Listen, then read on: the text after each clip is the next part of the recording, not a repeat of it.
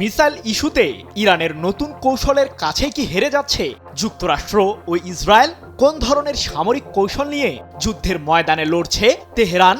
ইহুদিবাদীদের গুরুত্বপূর্ণ স্থাপনাগুলোকে দুমড়ে মুচড়ে ফেলছে ইরানের সামরিক বাহিনী, আর ইরানের এই প্রতিরোধমূলক হামলাকে ঠেকাতে নিজেদের সর্বস্ব বিলিয়ে দিচ্ছে ইসরায়েল ও যুক্তরাষ্ট্র। তবুও তেমন কোনো সাফল্য অর্জন করতে পারছে না ইহুদিবাদীরা। আর ইরান বলছে মধ্যপ্রাচ্য থেকে যুক্তরাষ্ট্র ও ইসরায়েলের সামরিক প্রভাবকে উৎখাত না করা পর্যন্ত এই যুদ্ধ চলবে। এমন পরিস্থিতিতে কোন পথে যাবে মধ্যপ্রাচ্য সংকট?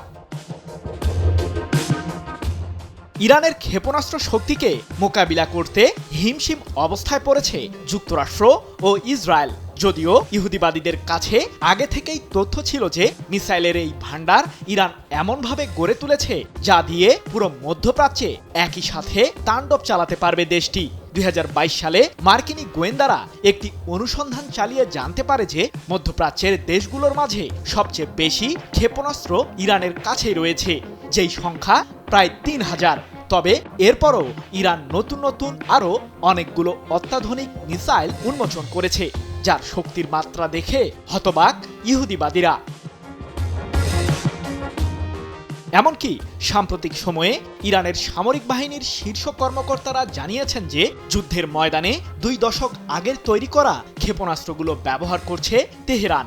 এখনও দেশটির সামরিক বহরে অত্যাধুনিক মিসাইলগুলো রয়েই গেছে। কিন্তু বর্তমান প্রেক্ষাপটে রণক্ষেত্রে কোন কৌশলে যুদ্ধ চালিয়ে যাচ্ছে ইরান?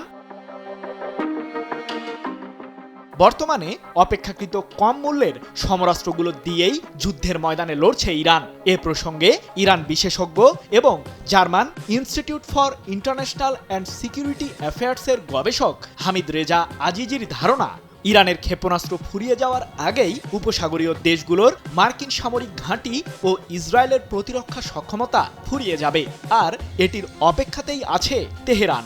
এক প্রতিবেদনে বিষয়টি নিশ্চিত করেছে কাতার ভিত্তিক সংবাদ মাধ্যম আল জাজিরা। যদিও এরই মাঝে ইরানের বেশ কিছু ক্ষেপণাস্ত্র কেন্দ্র ও লঞ্চার ধ্বংস করেছে যুক্তরাষ্ট্র ইসরায়েল।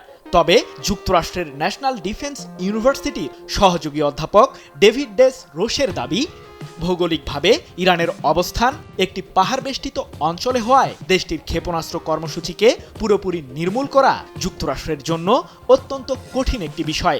আর ইরান মূলত তাদের ক্ষেপণাস্ত্রগুলোকে এমন সব জায়গায় সংরক্ষণ করেছে যেগুলোতে হামলা চালানো প্রায় অসম্ভব। এদিকে চলমান যুদ্ধে ইরান যে তাদের লক্ষ্যে অনেকটাই সফল তার বাস্তব প্রমাণ এরই মাঝে পেয়েছেন মার্কিন প্রেসিডেন্ট ডোনাল্ড ট্রাম্প। শাহেদ 136 মডেলের তুলনামূলক সস্তা ড্রোন দিয়ে ইহুদিবাদীদের ঘায়েলে সফল তেহরান। কারণ এই আত্মঘাতী ড্রোনটির জন্য বিশেষ কোনো লঞ্চারের প্রয়োজন হয় না। প্রতি ঘন্টায় 185 কিলোমিটার গতিতে ছুটতে পারা এই ড্রোনটি ভ্রাম্যমাণ যে কোনো লঞ্চার থেকে উৎক্ষেপণে সক্ষম। এছাড়াও হরমুজ প্রণালী বন্ধ করার মাধ্যমে ইরান মূলত মার্কিন প্রশাসনের উপর অর্থনৈতিক চাপ তৈরি করছে। তাই তো বিশ্লেষকরা বলছেন যুক্তরাষ্ট্র ও ইসরায়েলের মতো সামরিকভাবে শক্তিশালী শত্রুর বিরুদ্ধে লড়তে ইরান ব্যবহার করছে অসম যুদ্ধের কৌশল। এতে শত্রুপক্ষের গুরুত্বপূর্ণ অবকাঠামোতে হামলা চালিয়ে তাদেরকে অর্থনৈতিকভাবে পঙ্গু করে দেওয়ার কৌশলে এগুচ্ছে তেহরান। সৃজন মাহমুদ, নিউজ 24।